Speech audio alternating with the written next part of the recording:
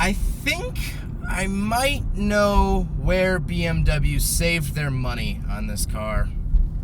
I think it's right here. Alright, what's up guys? My name is Zach, and today I'm driving a 1996 BMW 318 Ti. Up front is a 1.9 liter inline-4, and down below is a 5-speed manual gearbox. So let's talk about that 1.9 liter inline-4. Well, that's a really interesting displacement to me. I've never actually heard of a car having a 1.9 liter. Sure, my truck has a 5.9 liter. I've heard of cars being at the edge of that liter, but I've never heard of a car having a 1.9. It's just very interesting to me. But it's all for economy. It's all to save money. And I'll get more to that in a bit. That's pretty much what this video is going to be about. But it doesn't sound bad.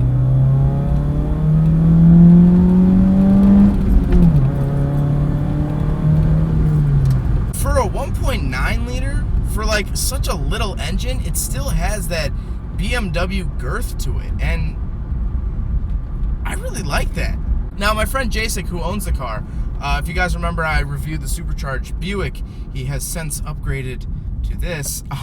He said it sounds like a Miata, and you know what? I have to agree with him. In some respects, it does sound like a Miata.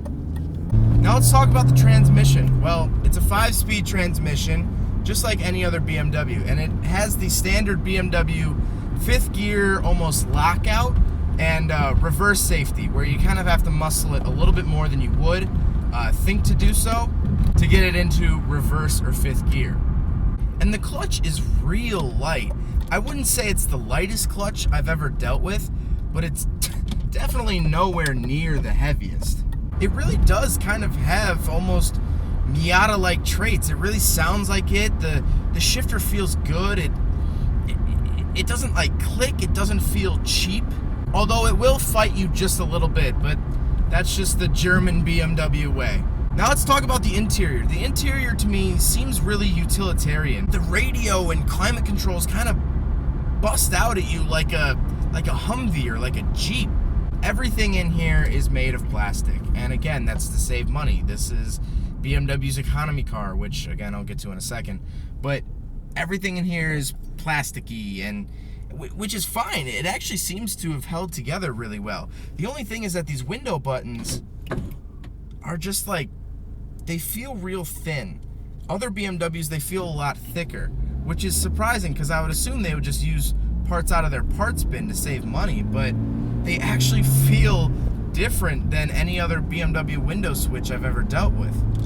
In the center, like I said, you get a radio and climate control, which, like I said, kind of pops out at you. Down below that, you get a little cigarette lighter and a little thing for your coins, or a little cubby hole pretty much. And then you get the shifter, of course.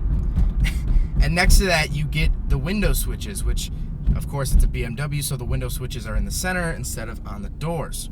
But also next to that is you get like a central locking button, which will lock all the doors of the car, which is a nice feature, but then again, you really only have 2 doors to worry about. The gauges are those standard BMW, just white lettering, very simple. And I say this in every BMW review I do, I love the look of them. They're plain and simple, but they work. The interesting thing about the gauges, though, is to the left of them, that's where your headlights are. You pull this little knob out for your headlights, and then you twist it as a dimmer switch as well. And of course, this is technically a 4-seater, although it doesn't have 4 doors. Surprisingly, the back does have a fair amount of leg room.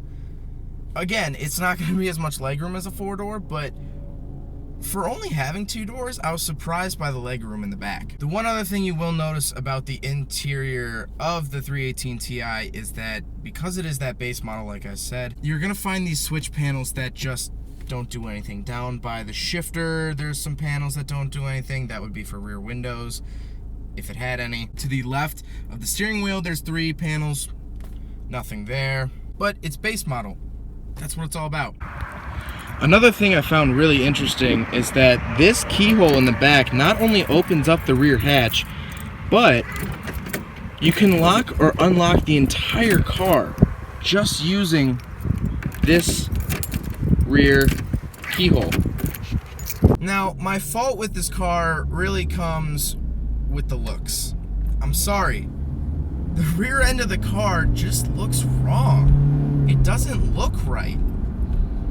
I mean, yeah, I get it. They wanted to make a hatch. It's an economy car, but it looks like someone took a regular E36 and just rear-ended it, and it just perfectly smooshed. But that's what this car is all about. I kept hinting at it, but let's just get it out there. This car was BMW's attempt at making a cheaper car, a car that anyone could own. But the words cheap and BMW, cheap BMW, that's an oxymoron if you really think about it. It's like gas station and sushi. It shouldn't go together. It doesn't go together. But it actually does. And you know what? This is gas station sushi that won't give you the runs later that night. Because this is not a bad cheap car. When this car was new, it was $19,900. So, round up $20,000. I plugged that into the inflation calculator for 2017 from 1996, and that means about $31,000. $31,000, that's what people pay for Honda Accords these days. That's what people pay for Ford Fiestas, Ford Focuses even. But you could own a BMW. The weirdest thing is that today, this would be called a 1 Series or a 2 Series BMW. It would be a 218 or whatever like that.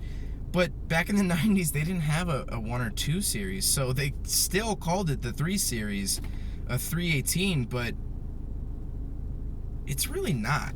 So sure, from a sports car standpoint, for that adrenaline junkie, the speed around every corner, getting sideways, no, this isn't an amazing car. This isn't gonna knock your socks off.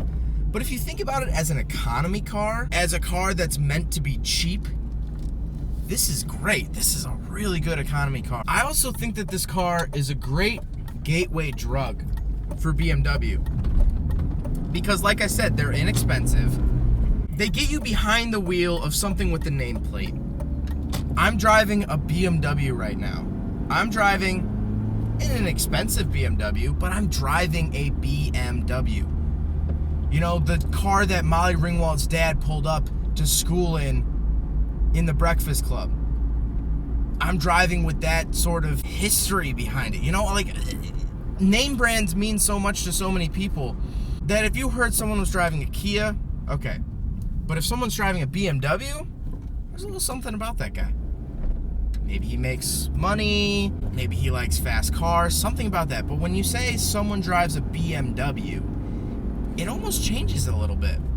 So if you're looking for a cheap car, you want to break into the BMW name, you know, if you hate using your blinker, this is the car for you. This is a good car. I have to say, I really truly am impressed with the 318 Ti. I really didn't think it'd be this good because I looked at it on paper and I thought, okay, a BMW economy car, yeah, sure, they're good at straight sixes and M. Yes, they're very good at that, but can they make a cheap car? They're so good, it seems like they can't be not good. But this car, even it being cheap, even it being the lowest end of the scale, it's still a great driving experience. And yeah, the rear end is kind of ugly. Okay, it's pretty ugly. But the hatch is actually useful. It does give you a lot of cargo space and a little bit extra headroom if you are going to carry people in the back. It really isn't as slow as I thought either, because again, I looked at this car on paper before I got into it, and I thought, okay, 1.9 liter, 138 horsepower. All right, we're really dealing with pretty much a little bit more power than the Miata. Okay, sure. But it drives so much better than I thought. And it's still, I can't get over the fact that it has that BMW gurgle and snarl. Yeah, it's a 4-cylinder, but it doesn't really sound like a weak little 4-cylinder. Well, I hope you guys enjoyed the video. I hope you guys learned something about the BMW 318 Ti. Don't forget to rate the video, comment on the video, subscribe if you really liked it, and I'll be back with more reviews very, very soon. Take care, guys. There goes a sight from my soul.